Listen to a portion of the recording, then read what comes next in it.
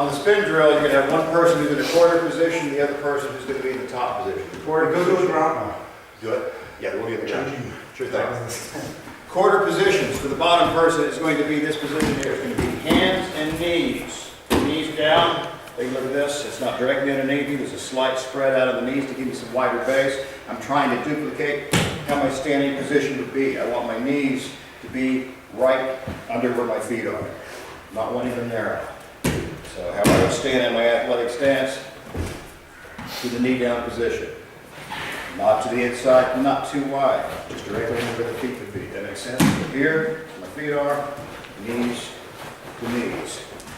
I'm on the balls and feet just like we were at the very beginning of our mobility program. I'm right here.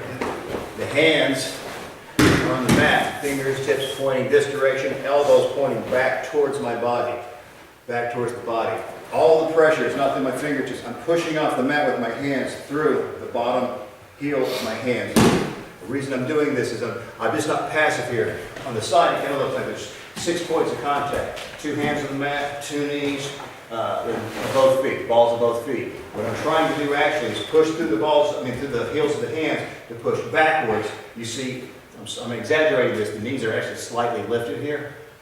Got this? Because I'm trying to preload so we can get up. I don't have to wait for my stand-ups, my sit-out and rolls by just being all nice down and relaxed. The elbows are pointing in instead of out to reduce the chances.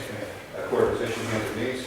If his elbows are pointing out for me instead, this is making spinning so much easier for my one-on-ones. Him pointing back towards his hips allows a better chance of guarding things up, guarding hooks coming in. So, person in quarter position, you see everything about being tense and loaded the whole time. Now our head is up right now. This is an exploded view of it. It's a raised view of it. Now we know that sometimes there'll be times to totally turtle up. In my opinion, seldom are those times. Mainly as soon as you hit this position, it's meant to explode out of this position. But we're just talking about, mainly what we're going to be doing is doing the spin drill on top of this. We want to make sure, even while you're underneath, you're making sure that you understand you have a role in this game. You're trying to push back. When there's weight on top of you, you're not going to see this lift on the knees because there's more weight coming through, but it doesn't mean you're not thinking about driving back this way, trying to get your hips back over your feet. As if there were no weight on you, it should be no problem to push with your hands into the squat position and rise. Now once weight on you, obviously there's much more to it, but having this preloaded position all the time means the knee's going to be up. It's going to make it easier to start moving to sit-outs instead of us having to think about, oh, all my weight's really on my hands. Oh, now I have to sit back and lift for the sit-out. If everything's preloaded, it's going to be much easier to make our transitions. Does that make sense?